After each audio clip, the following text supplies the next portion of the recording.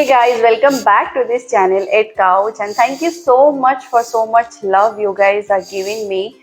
And I'm really glad to know that it is really helpful for you as a beginner to go through my videos, and it helps you a lot.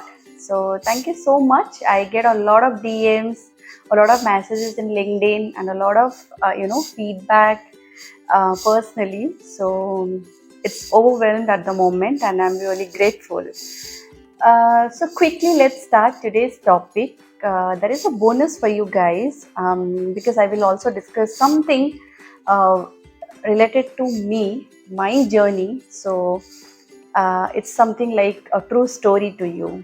Okay. So before that, let's talk about today's topic, which is test plan. So what is a test plan? When I say a test plan, few of you may think that how we plan our testing and how we gonna achieve. So yeah, maybe a similar definition. Test plan is one of the most important test artifact. And when I say test artifact, many of you may know that test artifacts are nothing but the documentation. In a testing, documentation is really important. So it might be a test strategy, it might be a test plan, a test closer, similar. So what is a test plan? As I say, this is one of the major test artifact without which we cannot start our testing. This is a entry criteria, in order to start our testing. Before any testing project, as a test manager or test lead, you are accountable to get the test plan signed off and approved by all the stakeholder for that particular project. This is one of the entry criteria. Briefly, test plan is a document which outline many things like the test objective, test scope, test criteria, approach, schedule, and resources for a software testing project. And a typical test plan actually contain various section. When you open a test plan, you see various section. One of them is introduction, then scope, objective, timeline, and so on. In the introduction section, you see the brief description of the project, approach, and then objective. What is the purpose of the project? In the scope section, you see the feature and the major functionality, what are going to be tested in that particular project and what are not. If there is any special comment also, you can outline in this section. In the environment section, you see the hardware, software, and the important environment which we are going to use it to achieve this particular project, and the detail like which environment, is it for SIT? If SIT, then what is the link? It is for EOAT, then the link. In case the link is not available, at least get it from the developer well before you start your testing. And if you are using a database, then what is the DB detail and everything, along with the environment and all these particular things to be mentioned in the environment section. There is a separate section for the test cases. This is the major section, guys. So ensure that your TCM is ready. And once your TCM is nothing but test coverage matrix. So once your TCM is ready, you need to create your test cases and then link everything here in the test case section. What you are going to test, how you are going to test, and what is the expected result. Everything has to be tested in the test case section in test plan. So usually once the test cases are ready, it has to be approved by the BA, business analyst. So before you put the detail in the test plan, ensure that you get the email approval from the BA. So email approval is really important for any of the section what you are talking about, because this will definitely help you in future in case there is any dispute. So ensure that you have all the emails with you. In the test schedule section, you see the timeline and milestone of that particular project. Later, maybe the timeline may change, but the initial timeline, what is already approved and showed by the project manager, has to be reflect here in the timeline section.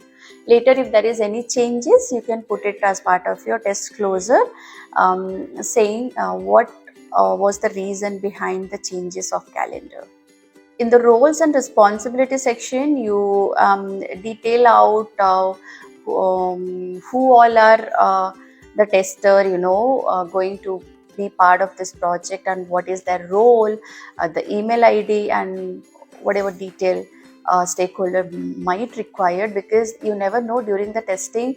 You are only interacting as a stakeholder. Maybe I'm interacting with only the test lead, but I should know who all are part of the testing, so that you know mostly when I open a test plan, I should able to see, okay, these 8 persons are, these are the test engineers, so these are the details. So in case I want to ping someone, I want to send email, so it will be easy for me as a stakeholder. So this information is really important as part of your test plan.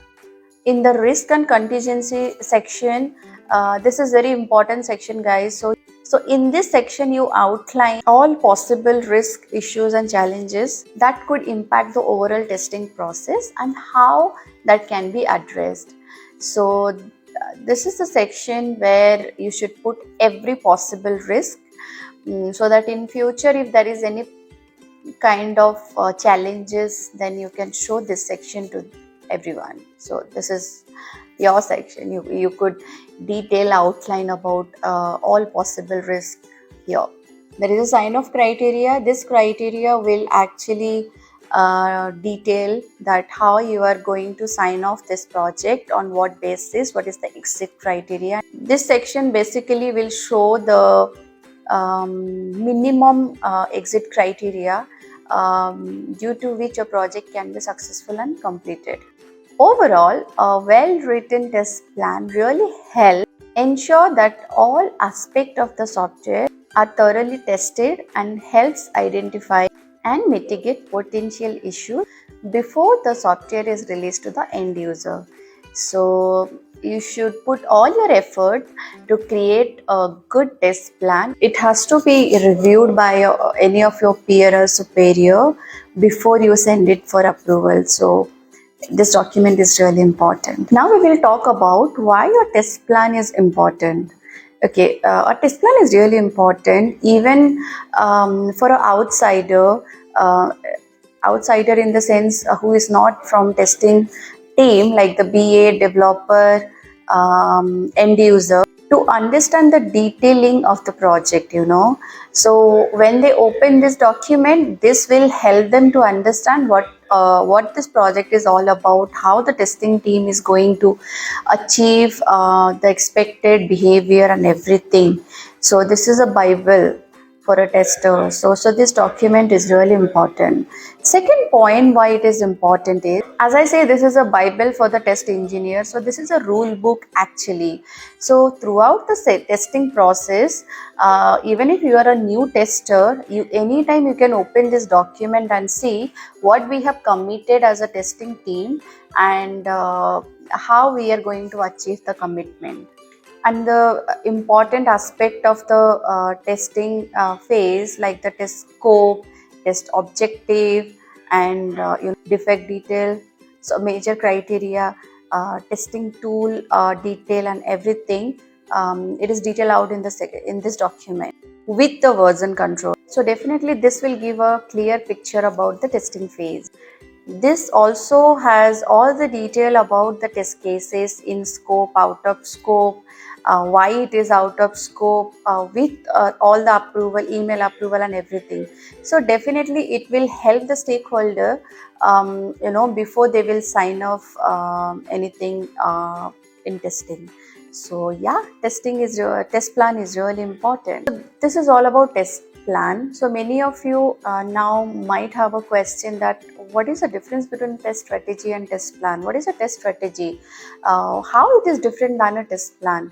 So let me tell you, this test strategy is something like, this is also one of the major test artifact. So this document is something like it's a set of guidelines that describe the test design and how to do the testing.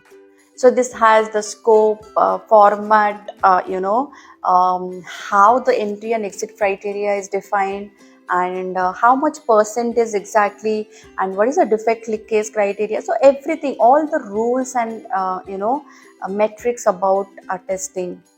This will be part of this test strategy. It defines which type of technique to follow and which module to test. Okay, so in general, a test plan can be updated, but a test strategy cannot, because this actually tells you about the process. So the process cannot be updated. So this is the major difference. So how to write a test plan? If you ask me, as a good test lead or manager, you should actually know about your testing, what you are going to do, how you are going to achieve. If you have any questions related to the requirement, get it clarified well before you start designing your test plan. um, uh, be a part of your requirement kickoff sessions, be a part of your SOW sign off, be a part of your requirement go through session with BA or developer, and then you get a basic idea, structural idea about your testing phase, and this will definitely help you to create this test plan, um, create a good test plan. And in some of the companies, like me, when I joined my first company, in few of the project, they were actually creating test plan, and few of the project they were creating one pager. Now you must be confused, right? And just like me, that why one pager, what is this, and how it is different from test plan, and why different project follow different process. So this is not different process. So one pager is something like, this is a test plan also, but since it's a very small project, like only 5 test cases, or it's just a IMR or CR change request. So in that case, instead of a big test plan, we just follow one pager. In some of the companies, this can be a one pager document, Word document, or maybe in a few other companies it is like an email. So in one page you structure everything, but since it's just a small project like a change request, we are not following the entire test plan process. However, we still have a test artifact which is one pager. So this is a difference. Okay, so as I promised, I told you that I will share something related to my own experience. So I will share it definitely. So what happened is like, when I joined my first company, I was clueless. I did not know that there is something called, a dedicated. Okay, I knew that there are testings going on after the development phase and all, but how a testing team perform, and how they are different than the developer and everything, that was new to me. I never knew about this testing. So when they put me, actually they just put me for 3 months of training, and after 3 months of training, suddenly the training was for mainframe testing. Okay, initially I was there for mainframe testing for a few days, but then after that I performed well, so they want me in a SAP project.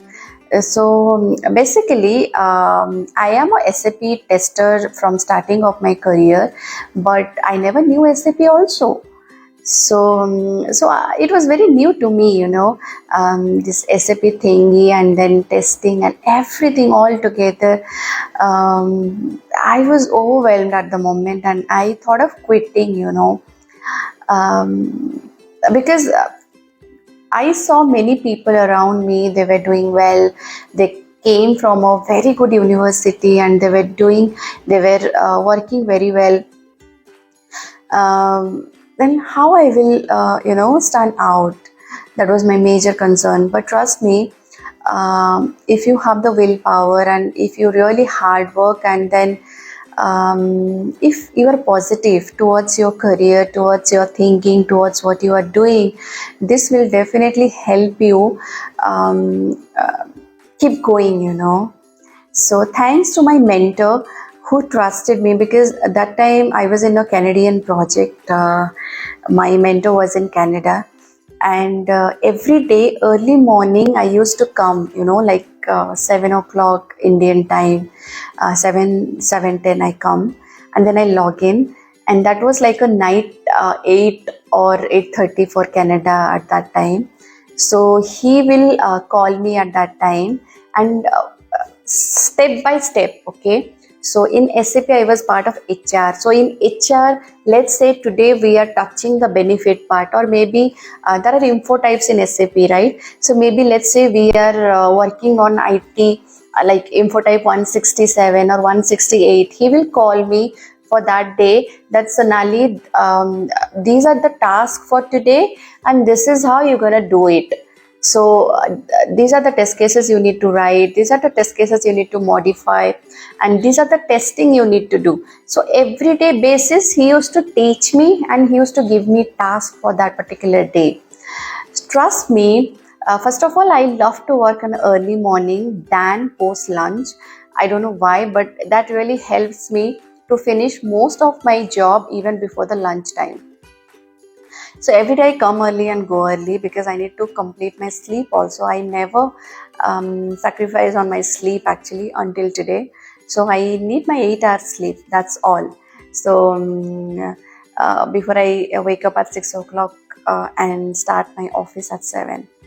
So that really helps me, so you need to be that kind of mentor. I want to take his name, Upendo Perum, and thank you so much, Upendo, because I don't know where you are at the moment. I didn't speak to him. It's been a long time, but I always thank him for giving me the opportunity and trust me, and give me, every day small amount of task, and for him I understand what is SAP. For him I understand how to work and how to cut your major chunk into smaller portion, and then work on your smaller portion to achieve the major goal. So thank you so much, and I always believe those type of mentors, they can create mentors like them. And I was doing I thought, I was doing really great, because at some point of time after 2 years I spent in that company, he used to call me Shatabdi Express. Shatabdi Express is like a fast track train, non-stop train, because whatever task he gives me, I just finish it fast, fast, fast, and I make sure that I review it twice before I give it back to him. So next day when he log in, which is of course night time of me, I always get an email, awesome Sonali, you really did great. So those type of things actually motivate me, and I could able to achieve what I am today. And after that, when I changed my second company, this thing helped me a lot to create a team, and I'm blessed enough to be a part of European team, where I traveled to Europe for some time, and I could able to make them understand what really the project is, and um, how they want to be done. So everything. So it was like a business understanding. So that helped me, because in every company I got new opportunity, but my basics were clear. My roots are strong. So I never stopped. So if you want to know more about such stories in my life, then comment below. I will share after our topic in each of my videos. So thank you so much, and keep exploring a new skill until we meet again. Thank you. Bye.